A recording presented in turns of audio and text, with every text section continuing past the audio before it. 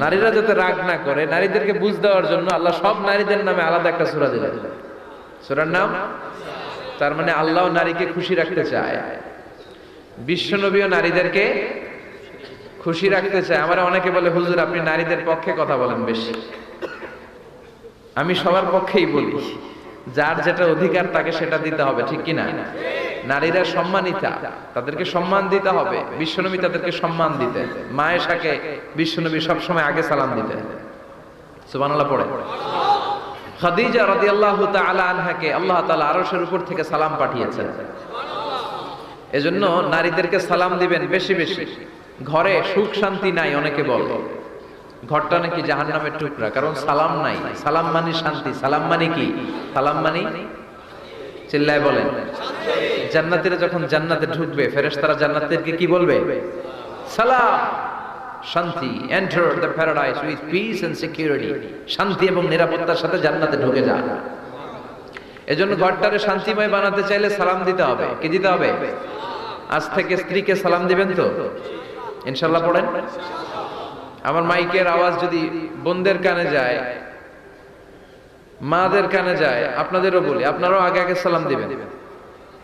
এই দৃশ্য বাচ্চারা দেখলে বাচ্চারাও সালাম শিখবে, ঠিক কিনা?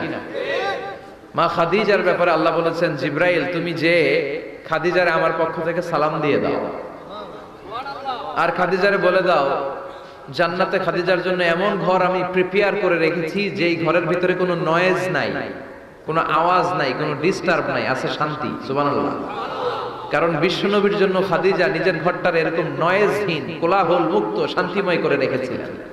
বিশ্বনবী কোলাহল পূর্ণ দাওয়াতি কাজ শেষ করে যখন ঘরে যেতেন, কলিজাটা ঠান্ডা হয়ে যেত।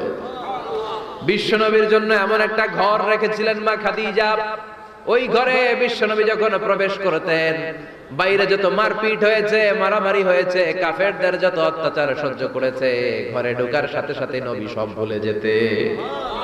এত মায়া, শান্তি, প্রশান্তির ঘর খাদিজা বানিয়েছিল। এজন্য আল্লাহ বলেছে, জিব্রাইল খাদিজারে বলো, খাদিজার জন্য এমন জান্নাত আমি রেখেছি যে জান্নাতে কোনো সাউন্ড নাই, আওয়াজ নাই, ডিস্টার্ব নাই, কোলাহল নাই, কোনো নয়েজ নাই। চিল্লায় পড়েন আল্লাহু আকবার। এজন্য মায়েরা খাদিজার জীবনী থেকে শিক্ষা, স্বামীর জন্য ঘরটারে প্রশান্তিপূর্ণ করে রাখবেন। প্রশান্তির একটা জায়গা যেন হয়।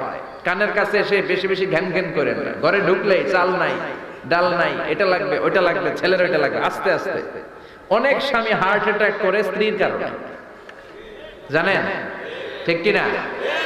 ওই কয় ঠিক, সবাই ভুক্তভোগী, কমন পড়ে গেছে। দুই পক্ষেরই বললাম, স্বামীরাও সালাম দিবেন, স্ত্রীরাও দিবেন। সালাম মানে শান্তি। তো ঘরটারে শান্তি দিয়ে ভরে দিবে কে? আর